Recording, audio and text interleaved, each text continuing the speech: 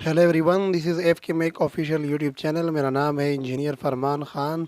आज की इस वीडियो में मैंने आप लोगों को एयर कंडीशनर में लगे हुए एनटीसी टाइप के सेंसर के बारे में डिटेल में बताना है कि ये वर्क किस तरह करता है। इसके लिए आपके पास एक पीसीबी बोर्ड होना चाहिए, एक अदद मल्टीमीटर होना चाहिए और एक अदद थर्मोमीटर होना चाहिए। सो ये आप लोग देख रहे हैं मेरे पास जो पीसीबी बोर्ड है, इसमें लगे हुए जो रूम टेम्परेचर का सेंसर है उसका अब हम रेजिस्टेंस चेक करने जाएंगे। सो अभी हमने इसका रेजिस्टेंस चेक करना है। ये आप देख रहे हैं कि ये रूम टेम्परेचर वाला सेंसर है। सो रेजिस्टेंस को चेक करने के लिए हमने मल्टीमीटर को ओम की रेंज पर लगाया हुआ है, जो कि इस वक्त आप देख रहे हैं।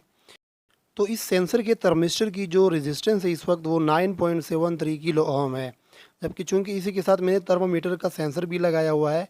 सो थर्मामीटर पर इस वक्त अगर हम जो टेम्परेचर है वो चेक करें तो वो 32 डिग्री सेंटीग्रेड का टेम्परेचर है। इसका मतलब कि 32 डिग्री सेंटीग्रेड पर जो थर्मिस्टर है इसका रेजिस्टेंस 9.73 किलो ओम होता है।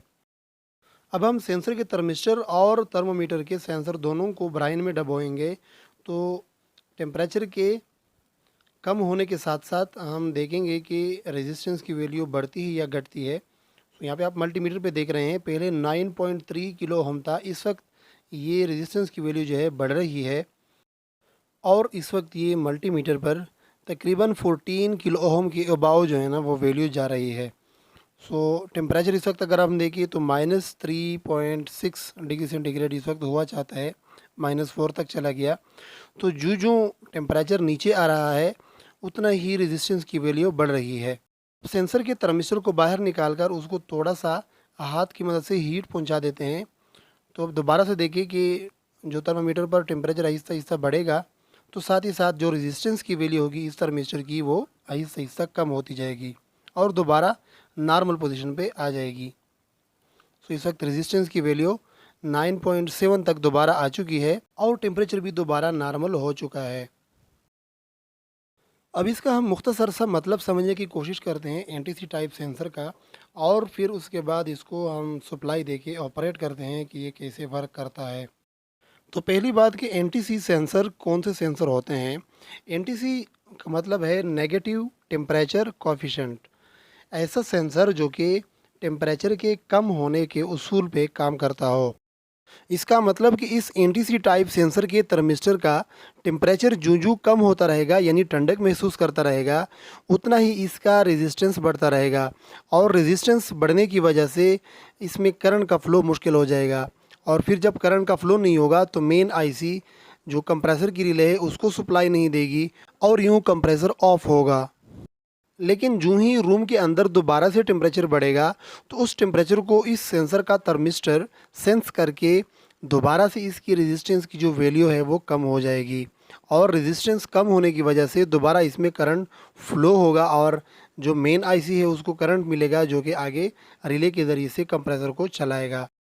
तो अभी प्रैक्टिकली हम इस पीसीबी बोर्ड को सप्लाई देकर जो सेंसर लगा हुआ है रूम टेम्परेचर का उसको ऑपरेट करके हम चेक करेंगे कि कैसे ये कंप्रेसर की रिले को कंट्रोल करता है मेन आईसी के ज़रिए से। तो यहाँ पे मैंने सेंसर का जैम्पर निकाल दिया है और बैक साइड पे दो तारे सोल्ड किए हुए हैं।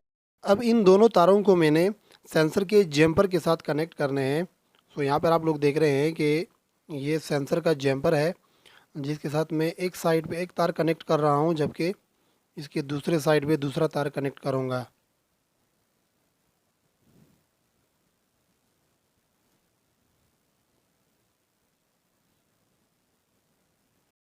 तो यहाँ पे सेंसर के जैम्पर के साथ एक तार कनेक्ट हो चुका है और दूसरा तार भी अब हम कनेक्ट करेंगे, लेकिन दूसरे तार के सीरीज़ में हमने जो एनालॉग मल्टीमीटर है उसको एम्पेयर पे सेट करके लगाया हुआ है ताकि हम सेंसर में फ़्लो होने वाले करंट को मेजर कर सकें।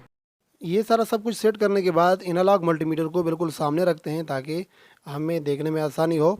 और अब हम पीसीबी बोर्ड में सप्लाई देने के लिए वायर जो है ना वो कनेक्ट करेंगे।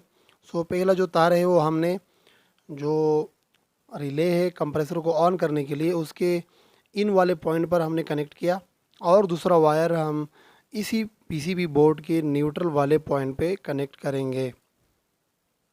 सो आप लोग देख रहे हैं ये न्यूट्रल वाला पॉइंट है जिसको हमने दूसरा तार लगा दिया।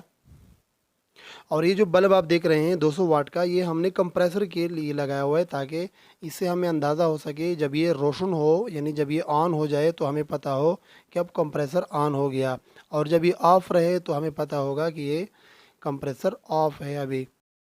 तो बल्ब के एक तार को हमने न्यूट्रल पॉइंट के साथ कनेक्ट किया, और दूसरे तार को हमने रिले का जो ऑन पॉइंट है, यानी जब ये रिले ऑन होगी और कंप्रेसर में सप्लाई जुड़ेगी, उस पॉइंट पे कनेक्ट किया।